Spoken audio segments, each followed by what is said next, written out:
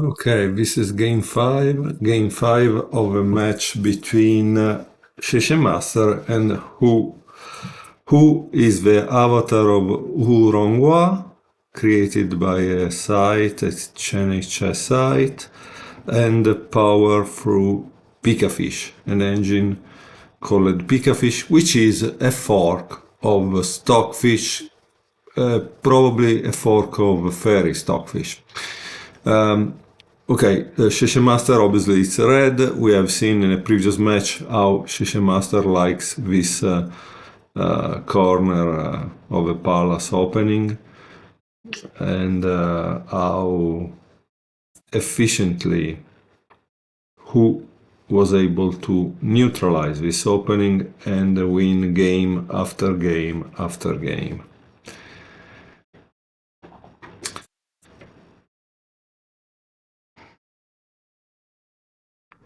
This is also, I think, every game that we watch, in a sense, is a chance to learn something from the game. Once we know that there is not another cannon in the center, it becomes obvious that the pawn on e4 becomes a target. And this, in my opinion, gives an advantage because for an engine, it's difficult to evaluate the position in a long term, okay? So, while for a human, it's normal to think at this point that there will be a way to try to give checkmate through some kind of typical maneuvers that we have seen over and over in some old and ancient games. For an engine, the problem is that it must calculate all that and decide if the evaluation is good or not and why. So it's a kind of problem. Because I don't think you can really reach that kind of depth. And so this is a problem. And plus, there is another problem that I notice, and this is very strange. In some cases, red, which would be XieXieMaster, gets an advantage, but then he loses it and is not able to actually take out anything from that advantage.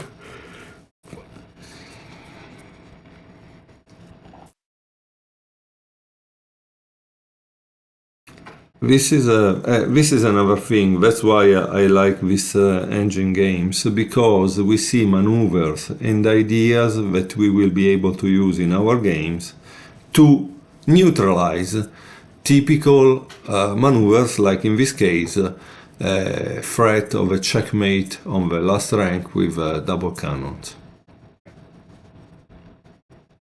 And this is the other idea. So the horse is threatening to take the cannon on a10 if the cannon on b9 moves, and then king that moves. So if there would be a chance to give a checkmate on the last rank, the king now can finally escape. Now XieXieMaster brings back a piece that wasn't in use. But what to say of how strange is this opening, because we are at move 19 and XieXieMaster never use the rook on e1. That's kind of strange, right? 19 moves and never use that rook. And now we finally, at move 20, it comes into the game. Also, if it comes into the game in a file that is not controlling or threatening anything. So at least another move or other two moves are needed to actually have that rook into the game. And this is terrible, because he had to go back with a horse, but then the horse finds itself without squares, or a waste of tempi, because now he wants to attack the cannon on c4. No, it's coming back. I don't know why this move. But this is also an interesting part. I mean, these games should be analyzed, and we should try to get at least 2-3 good lessons from each of these games. Okay, and here there is the evaluation of a position in a sense. Black is able to have already 2 soldiers in the enemy camp. He has a more active position in the sense that is limiting the opponent possibilities. And notice the difference. Black with a horse on c9 is able to practically keep at bay 2 cannons. So there is a material advantage, right?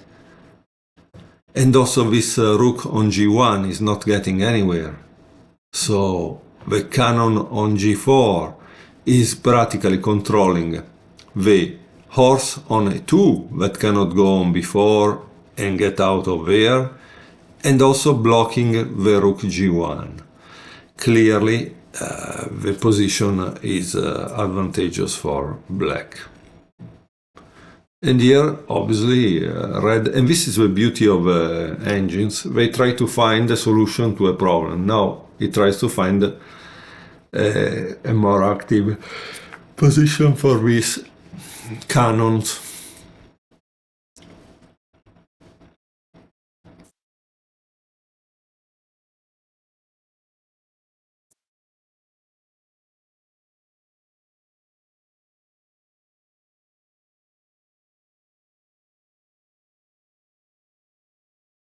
Let's just go back a second. Red just played this move. Why black didn't take on b6? That could be an interesting question to ask ourselves, right?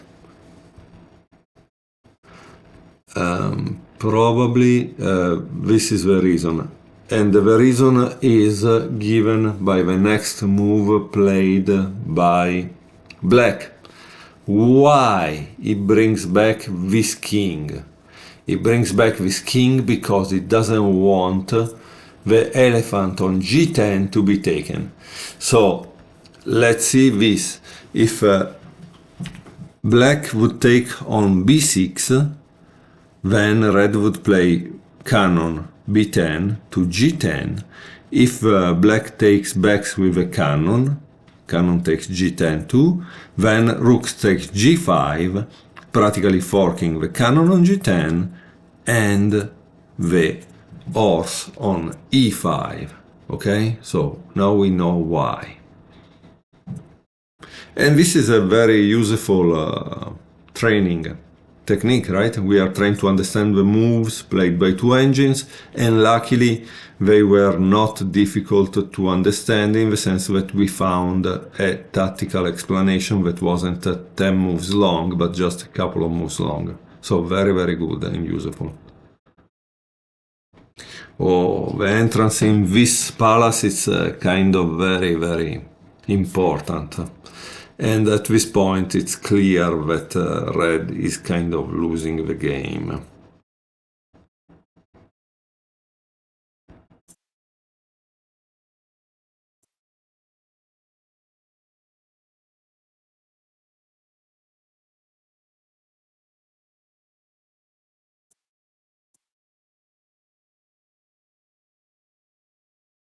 Also here, what would happen if black would take on e4?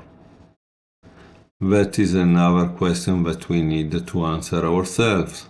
If black would take on e4, then red would take on e3, and that would give him an advantage because there are pieces that are very active, like the horse on e3, and so you don't want to exchange it for nothing, because that piece is very important for the attack.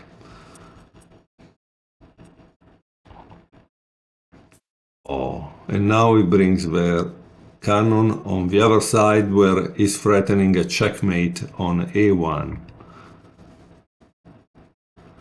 This creates a line opening a file for the cannon on b7 to block the checkmate on a1.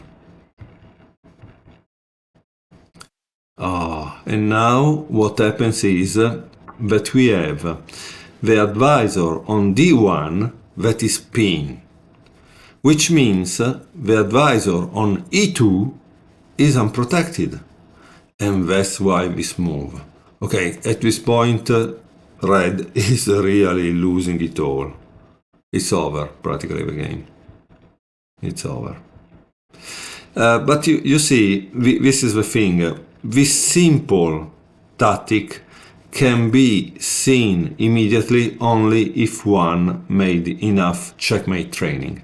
So the checkmate training is the first step that a player must do in order to understand Chinese chess. Okay, now red gave away a rook just to avoid a checkmate, which means the game is over practically. And here is what I said in another video. I think that obviously I don't see it, but maybe the engine saw it. Both engines saw immediately that there was a checkmate in X moves, but strangely Hu is gonna kill all the pieces before giving checkmate, and that's quite funny or ridiculous, as you might like it or not. But I mean, it's over, and yet it kills all the pieces, before to give checkmate. Look. And here it's the end of a game. Okay, so this was game number 5 between XieXieMaster and Hu. Hu, let's remind everyone, was powered by Pikafish, and it's an avatar of Hu ROng Hua.